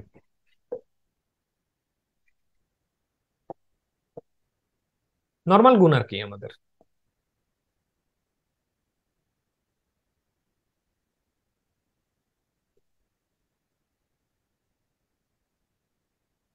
এই যে, সরি, ডিস্ট্রিবিউটিভ ল, এই যে 4 নাম্বার সূত্র, এক্স ইন্টু সামথিং, তাহলে এক্স এর সাথে এটার গুণ যোগ এক্স এর সাথে ওইটার গুণ, এই কাজটাই আমরা এখানে করেছি। দেখেন, এই ওয়াই জেড এই জিনিসটার সাথে এই ব্র্যাকেটের এদেরকে গুণ দিতে হবে, তাহলে ওয়াই জেড এর সাথে একবার এক্স কে গুণ, ওয়াই জেড এর সাথে একবার এক্স ইনভার্স কে গুণ, হয়ে গেল এই দুটো টার্মস। এখন এইখান থেকে কমন নেওয়া, এক্স জেড কমন যাবে কোথায়? এইখানে। এই দুইজনকে এক করেন আপনারা, এই দুইটার থেকে এক্স জেড কমন নেন। এক্স জেড কমন নিলে এইখানে থাকবে 1 আর এইখানে থাকবে ওয়াই। ওকে, এবার আসেন এই দুইজনের থেকে, এই দুইজনের থেকে এক্স ইনভার্স ওয়াই কমন নেন। এক্স ইনভার্স ওয়াই কমন নিলে এখানে থাকবে 1 আর এখানে থাকবে জেড। তাহলে 1 প্লাস সামথিং কত? 1। 1 প্লাস সামথিং, এটাও হয়ে গেল 1। তাহলে এই দুজন আর থাকলো নাই। তাহলে হয়ে গেল কি, এখানে থাকলো এক্স জেড আর এখানে থাকলো এক্স ইনভার্স ওয়াই। এই হয়ে গেল সমাধান। এইভাবে সিম্পলিফাই করা হয়েছে।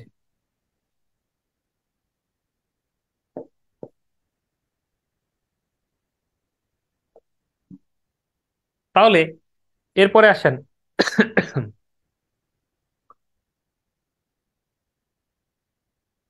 এই অঙ্কটি আপনারা একটু ভালো করে দেখেন, আমি একটু পানি খেয়ে নিই।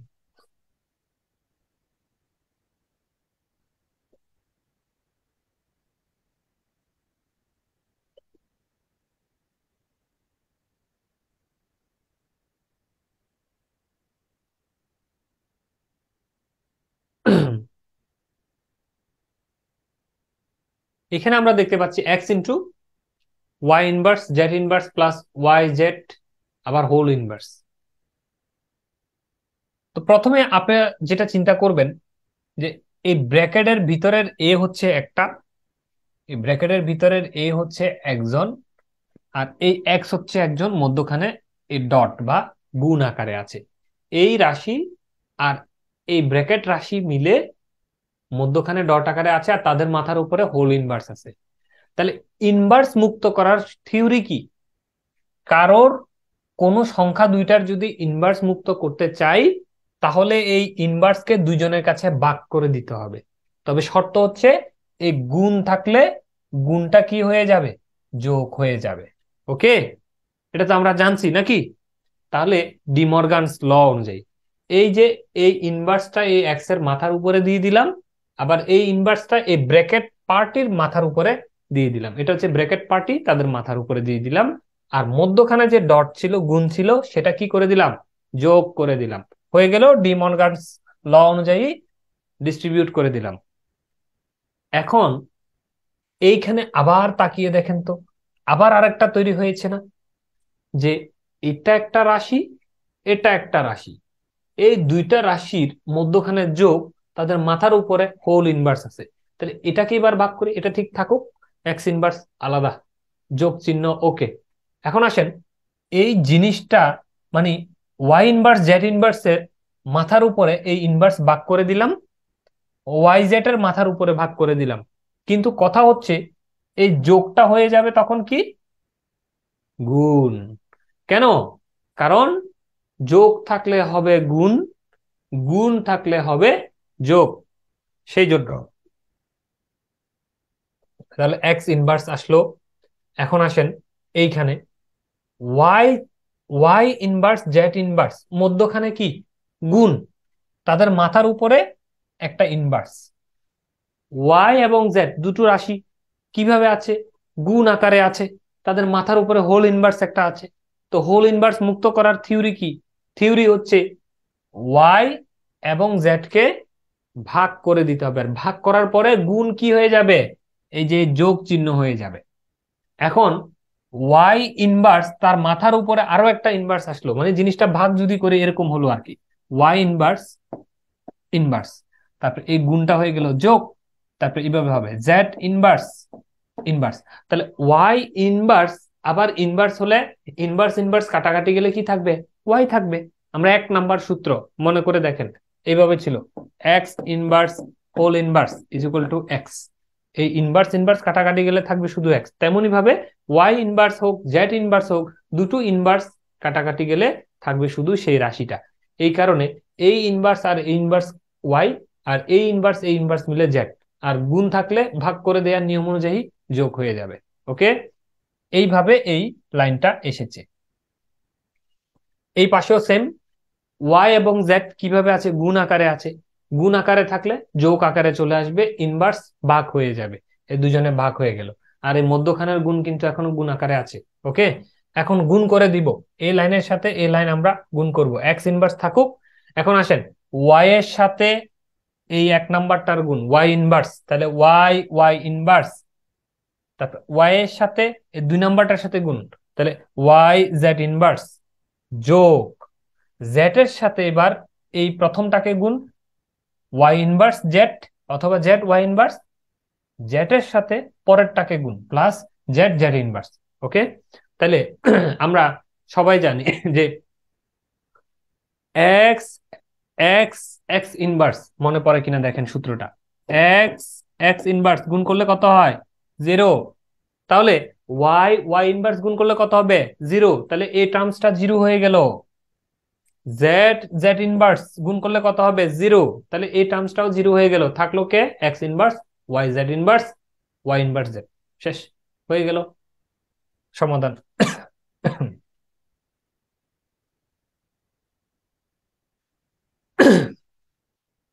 আপনারা কি বুঝতেছেন, এই পর্যন্ত বুঝছেন? জি, বুঝতেছি। জি স্যার, বুঝতে পারছি। তো আর কি কঠিন লাগতেছে? হুম, এর আগে করেন না এগুলা? না, ডিজিটাল ইলেকট্রনিক্স তো করা হয় নাই। জি দাদা, করা হয়েছে। আচ্ছা, অনেকেই করেছেন হয়তো, এই জিনিসগুলো তো মোটামুটি কমন লাগে কিন্তু। আসে এখন পরীক্ষায় এগুলা, আমি জানি না আসলে, ইদানিং পরীক্ষা টরীক্ষার তো প্রশ্ন সেই 20 সালের পর থেকে দেখিও না, এগুলো কি পরীক্ষায় আসে এখন?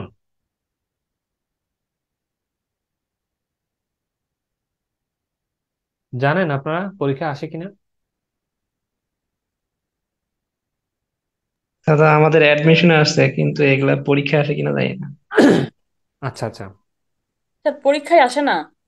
পরীক্ষা আসে না? না স্যার, ওই গেট আটকে দেয় হ্যাঁ মাঝে মধ্যে, গেট লজিক গেট মাঝে মধ্যে, এগুলো আসে না। হ্যাঁ, তাহলে তাহলে পড়বেন, পরীক্ষায় যদি না আসে তাহলে পড়বেন। হ্যাঁ, কারণ কারণ হচ্ছে পরীক্ষায় না আসার মানে হচ্ছে এটা আনকমন একটা প্রশ্ন তৈরি হওয়ার জন্য এই প্রশ্নটা রেডি। মানে 4-5 বছর 3 বছর পরীক্ষার প্রশ্নে দিবে না, হঠাৎ করে একদিন একটা দিবে, সেদিন যারা যারা পারবে তারা কিন্তু গেইনার। আমার কথাটা বুঝতে পারছেন? এরকম করে কিন্তু, এই জন্য পড়বেন এটা। খুব একটা কঠিন তো না, কয়েকটা সূত্র মনে রাখলেই তো হয়ে যাচ্ছে নাকি? জি জি, স্যার। সূত্রগুলাই ওটা মনে রাখলেই আস্তে আস্তে আর প্র্যাকটিস করলে হয়ে যাবে আর কি। জি, তাহলে এইটার সমাধান আমরা একটু দেখি। X inverse Y inverse plus Z whole inverse plus Z plus X Y plus W Z. এই জায়গায় এটা বের হয়ে আসার সিস্টেমটা কি? প্রথমে আমরা এখানে দেখতে পাচ্ছি এই যে এটাকে মুক্ত করতে হবে ডি মর্গান ল অনুযায়ী। মুক্ত করতে গেলে ইনভার্স ভাগ করে দেয়া, আর ইনভার্স যদি আমি ভাগ করে দিই, তাহলে ইনভার্স ভাগ করে দিলে আমি মানে সংক্ষিপ্ত আকারে করেছি এখানে। দেখেন, ইনভার্সটা যদি ভাগ করে দিই, একবার এই দুজনের গায়ে পড়বে, এই যোগটা হয়ে যাবে গুণ, তারপর পড়বে এর গায়ের উপরে, তাই না? এই যে এই গুণ চিহ্নটা হচ্ছে এই যে এটা, আর এই যে জেড এর গায়ের উপরে হচ্ছে এই যে জেড ইনভার্সটা। আর এদের যে গায়ের উপরে যে পড়লো এইভাবে, তখন আবার ভাগ হবে না? আবার ভাগ হলে এই ইনভার্স মিলে হয়ে যাবে এক্স, আবার এই ইনভার্স মিলে হয়ে যাবে ওয়াই, আর মধ্যখানে যে তাদের ভিতরে গুণ ছিল, গুণটা হয়ে যাবে যোগ। ঠিক আছে? এইভাবে করে এই লাইনটা কিন্তু এখানে এসেছে। প্লাস এই এক্স ওয়াইটা আগে লিখলাম, সরি, এই এক্স ওয়াইটা আগে লিখলাম। তারপরে হচ্ছে যে এই জায়গা থেকে আমরা কি করেছি, জেড কমন নিয়েছি এই দুজন থেকে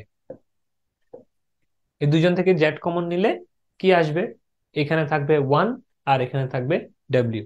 তাহলে ওয়ান প্লাস ডাব্লিউ মানে ওয়ান প্লাস সামথিং, মানে এটা কত হয়ে যাবে? ওয়ান হয়ে যাবে, তাই না? এখানে শুধু থাকবে কে? জেড। আর এই এক্স ওয়াইটা এই এক্স ওয়াই। এখন এই যে এখানে জেড রয়ে গেল, শুধু জেড, এটা তো নাই আর। এই জেডটাকে এই সামনে লিখেছি, জেড ইনভার্স দিয়ে এই মানটাকে এইভাবে সাজিয়ে লিখেছি, জেড ইনভার্সটাকে আগে লিখেছি, এটাকে একটু পরে লিখেছি, আর প্লাস এই এক্স ওয়াই, এটা রিঅর্গানাইজ করেছি আর কি। এখন দেখেন তো এটা কোনো সূত্র চিনেন কিনা, এই সূত্রটাকে? বিখ্যাত সূত্র আমাদের, হ্যাঁ, আমরা এর আগেও অ্যাপ্লাই করেছি। X plus x inverse Y সমান সমান x plus y. Okay, x plus x inverse Y সমান সমান কি? এই মানটা আর সহগটা যাবে, যাবে না। ওকে, এই যে এই হচ্ছে এক্স প্লাস এই হচ্ছে এক্স ইনভার্স, আর এই ব্র্যাকেটের পুরা এরা হচ্ছে ওয়াই। তাহলে কে যাবে? এক্স প্লাস এই ব্র্যাকেটের ওয়াইটা যাবে। তাই তো গিয়েছে, এই যে দেখেন, এই এক্স মানে হচ্ছে জেডটা, এই প্লাস এই ব্র্যাকেটের এরা হচ্ছে এই ওয়াইটা, আর এই যে প্লাস এক্স ওয়াই। ক্লিয়ার এটা? বুঝেছেন? জি ভাই, ক্লিয়ার। বলেন তো এই ঠিক আছে। সূত্রগুলো না জানলে এটা এটা সারাদিন মিলাইতে পারতেন? এই অঙ্কটা করতে সূত্রগুলো করতে তো মিলিয়ে দাদা। পুরো পাগল হয়ে যেত, এখান থেকে এটা আসছে কোত্থেকে, আসছে কোত্থেকে, একদম হ্যাঁ, অসম্ভব অনেকটা, তাই না? জি দাদা। বীজগণিতকে একটু মানে বিচিত্র ভাবে শিখতেছি আর কি। সেজন্যই তো এই অ্যালজেব্রাটাই তো বুলিয়ান অ্যালজেব্রা। এই জন্য আজকের বীজগণিতটা একটু ব্যতিক্রম। তো এখান থেকে জি। এবার আমরা করব কি, একটু কমন নেওয়া নেওয়ি করবো, জেড রাখবো। এক্সটাকে যদি কমন নিই, তাহলে এক্সটাকে কমন নিলে কি থাকবে? ওয়ান প্লাস ওয়াই, তাই না? কোথা থেকে? এই দুইজনের থেকে। কোন দুইজন থেকে এক্স কমন হবে? এই ওয়াইটা হচ্ছে এটা, আর এটা এবং এটার মধ্য থেকে যদি দুইজনের থেকে এক্স কমন নিই, এখান থেকে এক্স কমন নিয়ে থাকলে ওয়াই, এই ওয়ান, আর এখান থেকে এক্স নিয়ে ফেললে থাকবে ওয়াই, এইভাবে।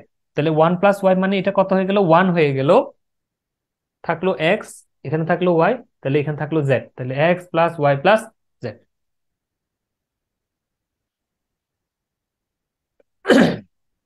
রেসপন্স করেন না বুঝলে, হ্যাঁ? বুঝতেছি দাদা।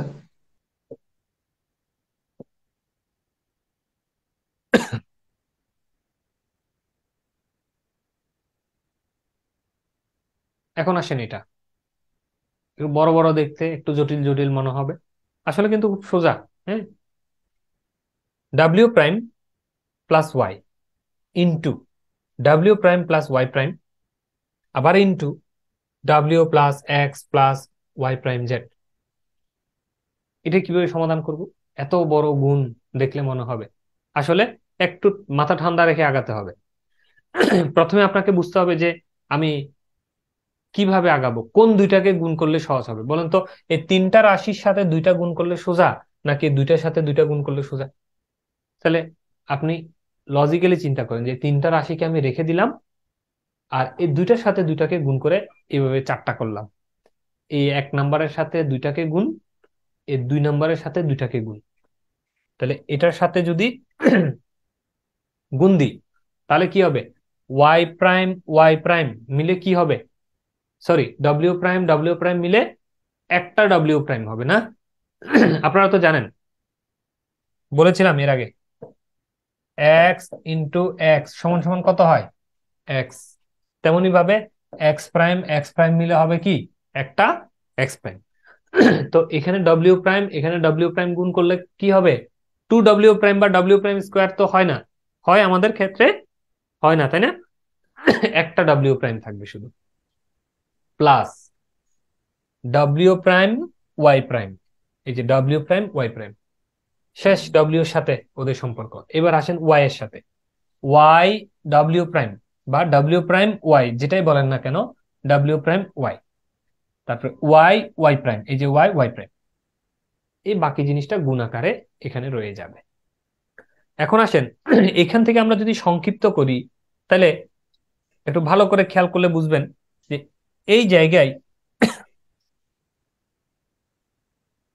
দাদা পানি খাই নেন। হ্যাঁ, একটু কাশি আসতেছে। হুম। এই জায়গায় এই ওয়াই প্রাইমটা কত? 0 না? এই যে এইভাবে এক্স ইন্টু এক্স প্রাইম সমান সমান 0। তাহলে হ্যাঁ এক্স স্যার। ইন্টু কি হচ্ছে? মিউট হন।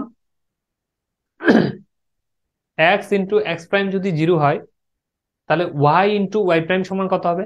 0। তাহলে এই টার্মসটা শেষ। থাকলো এরা তিনজনের ভিতরে কমন কে? W prime. এই জন্যই ডব্লিউ প্রাইমকে কমন নিয়েছি। এখান থেকে ডব্লিউ প্রাইম চলে গেলে 1, এখান থেকে ডব্লিউ প্রাইম চলে গেলে ওয়াই ইনভার্স, এখান থেকে ডব্লিউ প্রাইম চলে গেলে ওয়াই। এই জিনিসটা হয়, হলো, আর এটা এখানে রয়ে গেল। এখন আসেন এই জিনিসটা পুরোটা সমান তো 1। এখন আপনারা বলবেন কিভাবে? দেখেন, 1 আর ওয়াই কত হয়? 1, 1 প্লাস ওয়াই, 1 প্লাস ওয়াই সমান সমান কত হলো? 1।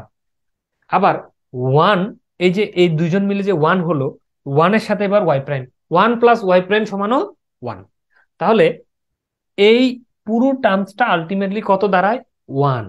এই 1 এর সাথে Y prime, sorry W prime যদি গুণ দিই কত হলো? ডব্লিউ প্রাইম একাই রয়ে গেল, আর কেউ নাই, এটা মূলত 1। তাহলে এটা বাদ। এবার এই ডাব্লিউ প্রাইমের সাথে এই তিনজনকে গুণ দেয়, ডব্লিউ প্রাইম ডাব্লিউ, এই যে এটা, ডব্লিউ প্রাইম এক্স, এই যে এটা, W prime Y prime Z, এই যে এটা। এখন এইখান থেকে ডাব্লিউ প্রাইম যদি কমন নেন, তাহলে এইখানে দেখেন ডব্লিউ প্রাইম ডাব্লিউ সমান, এটা হয়ে গেল 0। ডাব্লিউ প্রাইম ডাব্লিউ সমান কত? 0। এই যে এক্স প্রাইম সমান 0 যেরকম, এই যে এটা ডব্লিউ প্রাইম ডাব্লিউ মানে একটার উপরে প্রাইম আছে একটার উপরে নাই, গুণ থাকলে 0 হয়ে গেল, এটা বাদ। এইখান থেকে ডাব্লিউ প্রাইম যদি কমন নেন, এইভাবে এখানে থাকবে এক্স আর এখানে থাকবে ওয়াই প্রাইম। টাইম উঠতেছে। ঠিক আছে, এই দুইটা থেকে ডাব্লিউ প্রাইম যদি কমন নেন, এখানে থাকবে এক্স আর এটা থাকবে ওয়াই প্রাইম জেড। এইভাবেই এটা আমরা সমাধান করতে পারি।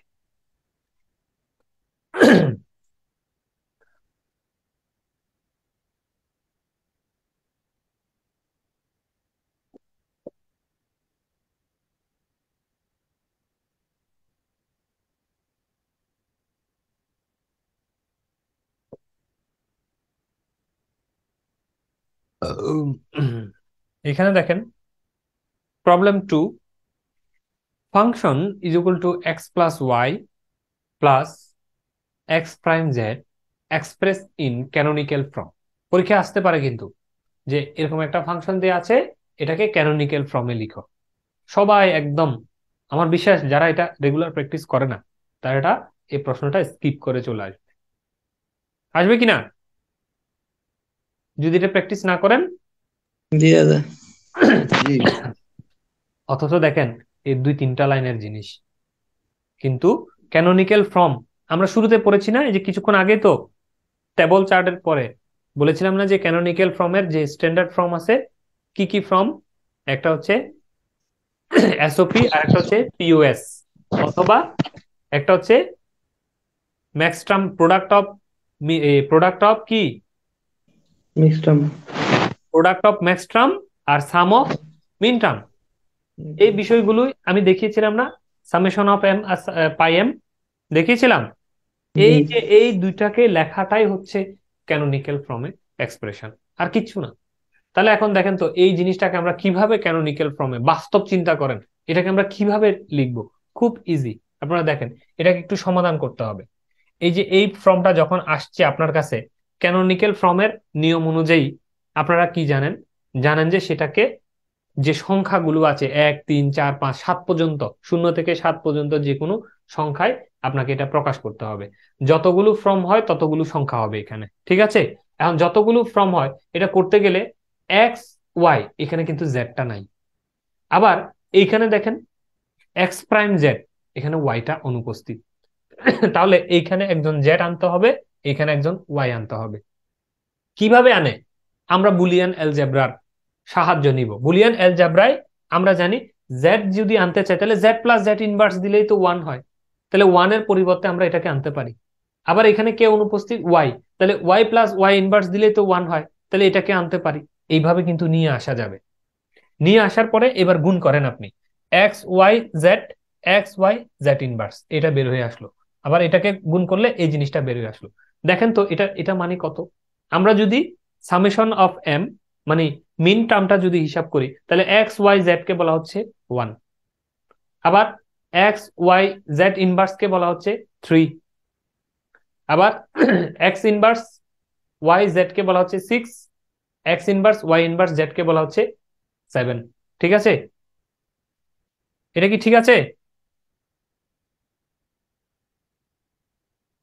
জি দাদা, ঠিক আছে। আচ্ছা, যদি না বুঝে থাকেন একটু আগেরটার সাথে আবার রিভিউ করবেন, প্রয়োজনে আমি আরেকটু করে রিভিউ করে দেখাচ্ছি। হ্যাঁ, সামেশন অফ এম, তাহলে এখনই এটা ক্লিয়ার হয়ে যাবে। তাহলে এখানে আসেন,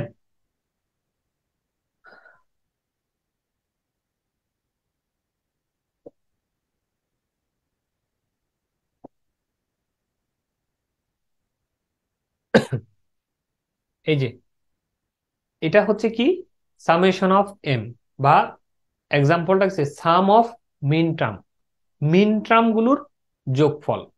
এখন এখানে আপনার মিন টার্ম কে কে? এই যে মিন টার্ম হচ্ছে এই গুণক মান। তাহলে আপনার যেখানে বের হয়েছে তারা কি ছিল?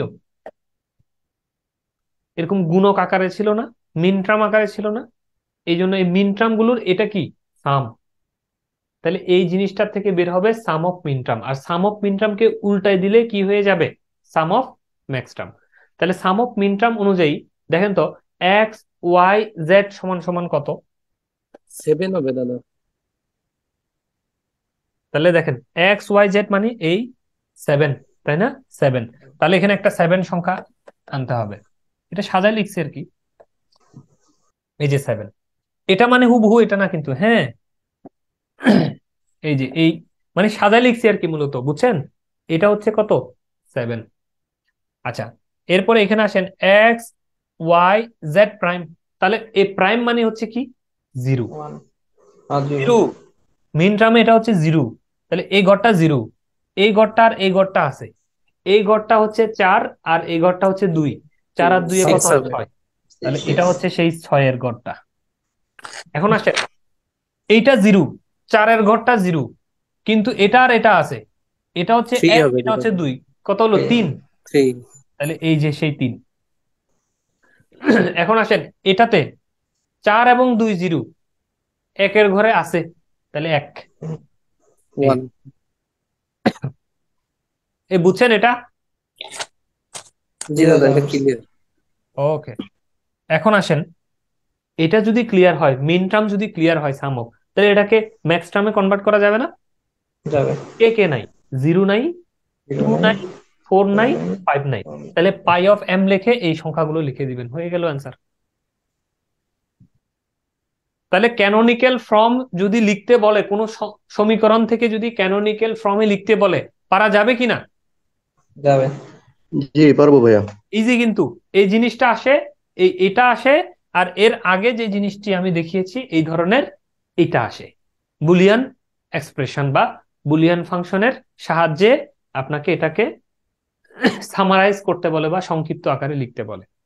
এই দুই ধরনের জিনিস আসে আমাদের আজকের এই বুলিয়ান অ্যালজেব্রার টপিকস থেকে। সাধারণত এই দুটো জিনিস লাগে। এটা ছাড়াও এই বুলিয়ান এক্সপ্রেশনটা লজিক সার্কিট মেকিং এর ক্ষেত্রে লাগে। লজিক সার্কিট মেকিংটা আমরা কিভাবে বুঝবো, কিভাবে পারবো, সেটা পারতে গেলে আপনাকে সামনের ক্লাস পর্যন্ত অপেক্ষা করতে হবে। মানে আমাদের সামনে যে লজিক গেট এবং লজিক সার্কিট নিয়ে যে আলোচনা, সেই লজিক গেটটা নিয়ে আপনারা সবাই জানবেন, কিন্তু সার্কিট যখন মেকিং এর প্রশ্ন আসবে, সমীকরণ যখন আসবে, তখন এই আজকের ক্লাসটা লাগবে। এই কারণে আজকের ক্লাস মনোযোগ দিয়ে করবেন, মনোযোগ দিয়ে আবার রিভিউ করবেন, সূত্রগুলো মুখস্থ করবেন। আগামী যে ক্লাসটা হবে সেই ক্লাসে সমীকরণ লিখতে এই সূত্রগুলো আপনাকে অবশ্যই অ্যাপ্লাই করতে হবে। তো আজকের মতো আমার পর্বটি এখানেই শেষ করছি। আমি এই পর্যন্তই আজকে পর্বটি সাজিয়েছি। আপনাদের প্রশ্ন যদি থাকে আপনারা প্রশ্ন করতে পারেন। ভাইয়া এই যে বুলিয়ান অ্যালজেব্রাতে এখানে কি শুধু ওই যে বাইনারি ছকে দেখলাম এখানে শুধু বাইনারি সংখ্যা পদ্ধতিটাই ব্যবহার করা হয় না, অন্য কোনো সংখ্যা পদ্ধতি ব্যবহার করা হয় কি? না, আমরা ডিজিটাল ইলেকট্রনিক্স পড়ছি, 0 এবং 1 এর খেলা সব। হ্যাঁ, আর এটা তো শুধু বাইনারিতেই হয়। জি জি জি, পুরোটাই বাইনারি হবে। ডিজিটাল জি ধন্যবাদ ইলেকট্রনিক্সে ভাইয়া। পুরোটাই, হ্যাঁ ধন্যবাদ, পুরোটাই থাকবে ডিজিটালে।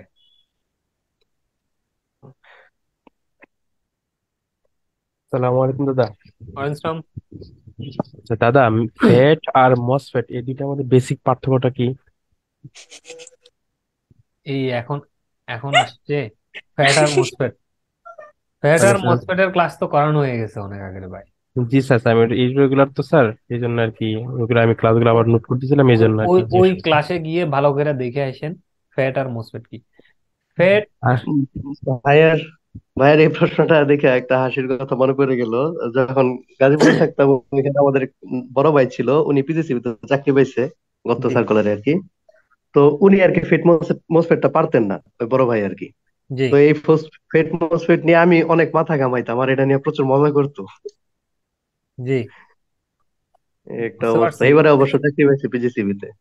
হ্যাঁ, আপনি ইয়া করবেন বুঝছেন, আপনি হচ্ছেন যে যে আমাদের ইয়াটা আছে, এই ফেট মসফেটের ক্লাস যেগুলো আছে আগের, ওখানে গিয়ে একটু ভালো করে পড়বেন। তাহলে ক্লিয়ারলি আচ্ছা বুঝতে পারবেন বেসিক পার্থক্যটা কি, কনস্ট্রাকশনগত পার্থক্য আছে। কারণ আমি এক কথায় আপনাকে যদি বলি তাহলে এটা ভুল হবে। দুইটাই ইলেকট্রনিক ডিভাইস বা ইলেকট্রনিক কম্পোনেন্ট। এই ডিভাইসটার মধ্যে অপারেশনালগত পার্থক্য আছে। যখন এটা মেটাল অক্সাইড মানে মোসফেক্ট হবে, মেটাল অক্সাইড যুক্ত থাকবে, তখন তার অপারেশনের মধ্যে তার স্ট্রাকচারাল তৈরি করতে, মানে তাকে তার যে গাঠনিক প্রক্রিয়া সেটা তৈরি করতে মেটাল অক্সাইড যেহেতু ব্যবহার করে ফেলেছি, তার মধ্যে অপারেশনাল গত কিছু পার্থক্য তৈরি হবে। আর ফেটের ক্ষেত্রেও যেহেতু এখানে কোনো ধরনের এই মেটাল অক্সাইড নাই, ফিল ইফেক্ট ট্রানজিস্টর শুধুমাত্র, তাহলে এখন ফিলটাকে কিভাবে এফেক্ট করিয়ে আমরা এই কাজটা করছি, ফিল ইফেক্ট কিভাবে আসতেছে, এটার অপারেশন আর ওটার অপারেশন দুইটা ভিন্ন আর কি। দুইটার কনস্ট্রাকশনও ভিন্ন, দুইটার অপারেশনও ভিন্ন।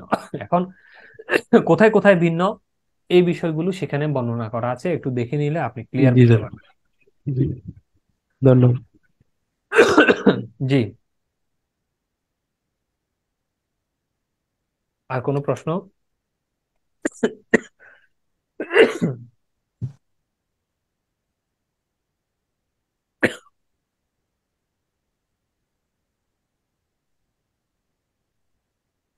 আর কোনো প্রশ্ন আছে? স্যার শুনতে পাচ্ছেন? জি, শুনতে পাচ্ছি।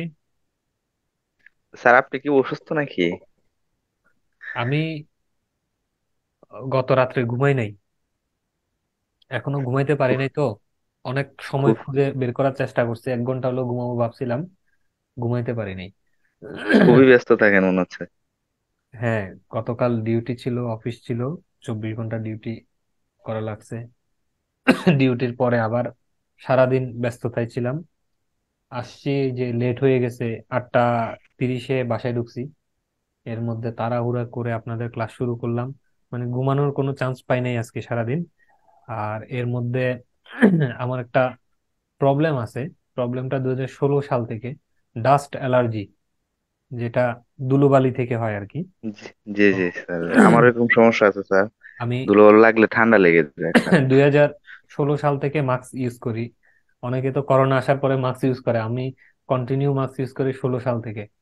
তো এই বাইরে হচ্ছে যে যখন টেম্পারেচার ডিফারেন্স ক্রিয়েট হয় আমার শরীরের মধ্যে, দেখা যাচ্ছে যে গরম পড়তেছে, এসি রুমের মধ্যে কিন্তু খুব অসুবিধা নাই আমার, ঠান্ডা একদম স্বাভাবিক থাকি। যখন গরম এবং ঠান্ডার মধ্যে কোনো ডিফারেন্স তৈরি হয় তখন এই ধরনের কাশি শুরু হয়ে যায় আর কি। তো এটা একটু দেখে শুনে চলা লাগে। যদিও সিরিয়াস কিছু না, কন্ট্রোলে থাকে, কিন্তু মাঝে মধ্যে হঠাৎ ডিস্টার্ব করে আর কি। যেমন আজকে সারাদিন পরিশ্রম গেছে, ওই যে ঘুমাই নাই, তাহলে শরীর একটু আনব্যালেন্স অবস্থায় আছে। এই আনব্যালেন্স কে এখন এই জন্য সিমটমটা শো করতেছে আর কি। আচ্ছা স্যার, নিজের খেয়াল রাখেন স্যার। আর স্যার কি আজকের খেয়াল ক্লাসটা রাখবো? না নিলে কি হইতো? হ্যাঁ, আজকের ক্লাসটা না নিলে কি হইতো? আরে আজকের ক্লাস না নিলে মানিজ্যত যায় যায় অবস্থা, অলরেডি প্রেস্টিজ যা আছে সব পাংচার হয়ে গেছে। এখন আর প্রেস্টিজ বলে কোনো শব্দ নাই। দাদা সমস্যা নেই। সমস্যা নেই স্যার, আমরা এখানে যারা আছি স্যার নিজের মানুষই না সবাই। না, এটা আপনাদের থেকে যতই সমস্যা না থাক, কিন্তু আমি মানসিকভাবে বিষয়টা মেনে নিতে পারি না মাঝে মধ্যে। বিশ্বাস করেন কিনা আমি জানি না, আমার কাছে এত বেশি খারাপ লাগে যে আমি সব সব শেষ করে, মানে এমন মধ্যখানে একটা ডিসিশনের কথা বলি। আমি যখন ক্লাসগুলো গত 3 মাস বন্ধ রাখছি, নিতে পারতেছিলাম না, আমি এবার দাদা টাকা রেকর্ডিং চালু আছে দাদা। হ্যাঁ, অসুবিধা নেই। টাকা অ্যারেঞ্জ করতে, মানে এবার মাথা দিচ্ছি টাকা কিভাবে অ্যারেঞ্জ করা যায়। মানে আমার মাথায় ধরছে যে আপনাদেরকে 1000 টাকা করে আমি ফেরত দিয়ে দিব, আমি আর ক্লাস নিতে পারতেছি না যেহেতু। তো মানে আমাকে এইভাবে পীড়া দিচ্ছে এই বিষয়গুলো। তো যাই হোক, আমি চাই আর কি যে অন্তপক্ষে কষ্ট মষ্ট করে হলেও ক্লাসটা শেষ করে, আপনাদের অন্তপক্ষে দায় মুক্ত যেন হতে পারে আমি। দাদা এরপর আর কয়েকটা তো ক্লাস আছে, তারপরে তো শেষ তো। এসি সার্কিটটা নিলে ভালো হইতো দাদা। আমি ওই বিষয়ে কোনো ধরনের কথা, কমিটমেন্ট কোনো কিছু বলতে পারবো না আর কি। হ্যাঁ, উপরওয়ালা যদি দাদা নাহলে দেয়। আমাদের অনেক গ্যাপ থেকে যাবে। জি দাদা, আমি আমরা অনেক কিছু পারি না তো আর কি, আপনার এই কোর্সগুলো করে আমাদের অনেক কিছু আয়ত্তে আছে এখন। দাদা মেশিন আর এসি সার্কিট একসাথে নিন। লাভ নাই, লাভ নাই, বুঝছেন, কোর্স করায় কোনো লাভ নাই। আপনাদের উপকার হবে এটা আমি বুঝতেছি, আপনাদের 99 জনের উপকার হবে, কিন্তু আহ, এই বিষয়গুলো যা শুরু হয়েছে, আমার আসলে কোর্স করানোর প্রতি অনীহা তৈরি হওয়ার কারণ কিন্তু এটা আপনারা সবাই জানেন। আমি আগে, আমারও আগে কি ব্যস্ততা ছিল না? ছিল, সবই ছিল। হয়তো এখনের মতো ওভাবে ব্যস্ত হই নাই, এখন ইচ্ছা করে অনেক কিছুর সাথে এঙ্গেজড হয়ে গেছি, তখন হয়তো অনেক কিছু ছিল না। তারপরও কোর্সের প্রতি যে ভালোবাসা, সবার প্রতি যে ভালোবাসা, এগুলো আসলে এই দুষ্ট চক্র কেড়ে নিছে। যে একজন ইয়াই যথেষ্ট আর কি, ডেভিলেই যথেষ্ট। হম, সবকিছুকে ধ্বংস করে দেওয়ার জন্য। আমি দাদা জি আমাদের ভাই, বাকি দুটা চাচ্ছিলাম যে কোর্স আপনি কি যে অবস্থা কিছু মেশিন, হবে? দুষ্ট লোকের জন্য দাদা আমাদের সবারই অবস্থা খারাপ হয়ে যাবে। আমি চাইলে পারতাম, আমি একটু যদি সময় দিতে পারতাম, তাহলে ওকে আমি জনমে শাস্তি দিতে পারতাম আসলে। কিন্তু আবার এটাও ভাবি যে আমি যদি শাস্তিকর্তা হয়ে যাই তাহলে উপরওয়ালার ভূমিকা কি? তাকে আমি আসলে সৃষ্টিকর্তার হাতেই সমর্পণ করে দিছি অনেক আগেই। সে জানেও না যে তার বিচারটা সৃষ্টিকর্তা কিভাবে রেডি করতেছে। জি আপনার আসলে ভাই যখন পাওয়ার সিস্টেম পার্ট 2টা করতাম, তখন আপনার একটা কোর্সের প্রতি যেরকম ভালোবাসা ছিল, শুধু বলতেন যে আগামীতে যখন মেশিন করাবো তখন এই বিষয়গুলো আরো বুঝতে পারবেন। কিন্তু অনেকদিন যাবত ওই ঘটনার পরে আসলে আপনার আর এই কথাটা বলেন না। এটা খুব মিস করি আর কি। না, যেটাই হোক, আমি আসলে আর এইভাবে কোচিং করাবো না আর কি। হ্যাঁ, এটা কিন্তু বাস্তব। আপনারা যে যতই রিকোয়েস্ট করেন যাই করেন না কেন, আপনারা নিশ্চিত ধরে রাখবেন যে আপনারা অন্যভাবে শেখার চেষ্টা করে ফেলেন। আমি যদি পারি যেটা করব সেটা হচ্ছে ইউটিউবে ভিডিও দিব, এই লেকচার গুলোর উপরে ইউটিউব ভিডিও দিব। আরেকটা ইচ্ছা আছে, এই ধরনের লং টাইম ক্লাস নিব, মানে ইউটিউবে লাইভ ক্লাস, সরাসরি লাইভ সম্প্রচার হবে এতটা থেকে এতটা বাজে, এইভাবে সরাসরি লাইভ সম্প্রচার করে আমি পড়াই দিব সবার উদ্দেশ্যে। তাহলে কিন্তু স্যার সেটাই ভালো হয় আর কি, কিন্তু আমাদের একাডেমির মতো। একটা নোটিশ দিয়ে দিলে ভালো হতো, যেমন একটা অ্যানাউন্সমেন্ট দিয়ে দেন যে অ্যাটলিস্ট তো এসি সার্কিট আর মেশিন পার্টটা আপনি ওইভাবে কাজটা করিয়ে হ্যাঁ আমাদের খুবই উপকার হবে দাদা আর ওইভাবে কি। মানে করাবো, হচ্ছে কিন্তু আমরা পাওয়ার সিস্টেম পারতাম না হ্যাঁ কিছু আর কি, এখন আপনার কোর্স করার পরে মানে অনেক কিছুই শিখতে পারছি আর কি। না মানে সাহস তো আসলে আমরা না কিন্তু হচ্ছে আমরা শুরু কিন্তু থেকে শেষ পারবো। পর্যন্ত আছি। হ্যাঁ, ঠিক আছে, ওই ওইভাবে দুইটা কোর্স করাবো। আর নিলে মানে হয়তো আমাদের পেইড কোর্স কোনো কিছুতে আর যাবো না আর কি। হ্যাঁ, পেইডে আচ্ছা, গেলে আপনি হয় কোর্সে কি, না যান, কিন্তু হচ্ছে আপনি যেটা বললেন হচ্ছে এই লাইভের মাধ্যমে আর কি, সেটাও হ্যাঁ করলে আমাদের ওইভাবে উপকার হয়তো হবে আর একটা কি। শেষ করানোর ইচ্ছা আছে। এইভাবে দেখা যাচ্ছে আমার এটা কোর্সের জন্য না হোক, অ্যাটলিস্ট আমার ইউটিউব যে চ্যানেলটা আছে সেই চ্যানেলটাতে অন্তপক্ষে ইলেকট্রিক্যাল ইঞ্জিনিয়ারিং বিষয়টা যেন সমৃদ্ধ থাকে, ওইটার জন্য যে ভিডিও লাগবে আসলে। এখন রেকর্ডেড ভিডিওগুলো না হয় আমি আপলোড দিয়ে দিলাম ওদের খাতিরে বা ওদের সাথে ইয়া করে শেয়ার করে, কিন্তু বাকিগুলো কি হবে যেগুলো কোর্স করানো হয় না? সেই জন্য অ্যাটলিস্ট ওই সাবজেক্ট গুলো যেন লাইভ ক্লাসে ছেলেরা শিখে নিতে পারে, ওভাবে রাখার ইচ্ছা আছে আর কি। জি স্যার, এটাই যেন থাকে আর কি, আমাদের মানে খুব এটাই ভালো হবে রিকোয়েস্ট আর কি। করলাম। জি, এস এম রেজাউল করিম রেজা, কিছু বলতে চাচ্ছেন? জি দাদা, কেমন আছেন আপনি?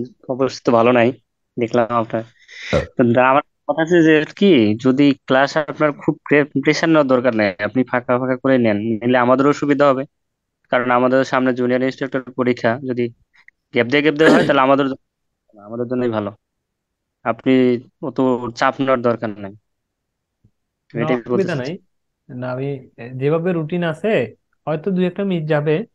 আমি এখন আর বলতে পারি না, কমিটমেন্ট আগের মতো রক্ষা যেহেতু করি না, কমিটমেন্ট নিয়ে কিছু বলবো না আর বলিও না। হয়তো দুই একটা গেপ যাবে, কিন্তু তারপরও আমি আমার ওই ট্র্যাকটা অন্তপক্ষে কিছুটা যদি ধরে রাখি, 35-36টাও যদি ক্লাস হয়ে যায় তাহলে অলমোস্ট ডান, তাই না? এটা হ্যাঁ, পরে, এর পরে প্রয়োজনীয় জুনিয়র ইনস্ট্রাক্টর পরীক্ষার পরে আর বাকিগুলো হলো এইভাবে যতটুক পারা যায় আর কি টেনে ফেলবো। দাদা একটু মানে পরীক্ষার আগে যদি একটু মানে সময়টা দিতেন আর কি, অল্প করে জি জি, কমে। আমি আমি চেষ্টা করবো অ্যাটলিস্ট এই যে আপনার যেগুলো পরীক্ষায় আসে লজিক গেট টেট গুলো সামনের ক্লাসে তো হয়ে যাবে। এরপরে আরো কিছু বিষয় আছে, যে flip flop circuit, comparator, register, এগুলো অন্তপক্ষে যেন পরীক্ষার আগে শেষ করে দিই আর কি, মানে থিওরি পার্টটুকু অ্যাটলিস্ট যেন শেষ হয়ে যায়। ভাইয়া এরপরে একটু ওই যে শেষে একটু বেসিক ইলেকট্রিসিটিটা যে বলছিলেন, ওটা একটু করে দেন, মানে ওটা অনেক পরীক্ষায় বেসিক এমসিকিউ আসছে তো। ইলেকট্রিসিটি, বেসিক ইলেকট্রিসিটি তো আলাদা একটা সাবজেক্ট পড়াবো বলছিলাম ফ্রিতে, কিন্তু এখন তো আর এই সাবজেক্ট এর পরে বললাম না যে ওভাবে আর পড়াবো কিনা আমি জানি না, তবে আমি দাদা লাইভ ক্লাস করিয়ে না ওটা। লাইভ লাইভ করাবো, হয়তো করাবো। দাদা বেসিক ইলেকট্রনিক্সটা তো দাদা আমাদের জন্য আপনি দেখেন যে কোনো সময় বাইর করতে পারেন। বেসিক ইলেকট্রনিক্স এর জন্য ওই যে এমন ওইখানে এমন প্র্যাকটিক্যাল। হইতে পারে দাদা আমাদের এই ক্লাসগুলো কোনো ভাবে আপনি যদি রিশিডিউলিং করে কোনো একটা ক্লাসের সাথে হয়তো অ্যাড করে ফেললেন, মানে এটা আপনার সুবিধা অনুসারে, আমরা বলতেছি না যে এমনই করতে হবে। না, ওই যে ওইখানে ইয়া আছে আপনার 37-38 নাকি 38-39-40 তিনটা ক্লাস খুব সম্ভবত বেসিক ইলেকট্রনিক্স এর প্র্যাকটিক্যাল ক্লাস আছে। প্র্যাকটিক্যাল ক্লাসে আমি অনেক কিছুই দেখাবো, ওগুলো ধরেন আপনার ব্যক্তি জীবনে কাজে লাগবে। এই পুরো ইলেকট্রনিক্স এই বই টই কাবজা পড়ে হয়তো পরীক্ষায় পাশ করতে পারবেন, কিন্তু ওই এই তিনটা ক্লাসগুলো কি মানে মানে মার্চের 18 তারিখের পরে যেতে পারে, 37-38 যে ক্লাসগুলো, নাকি সামনে আছে?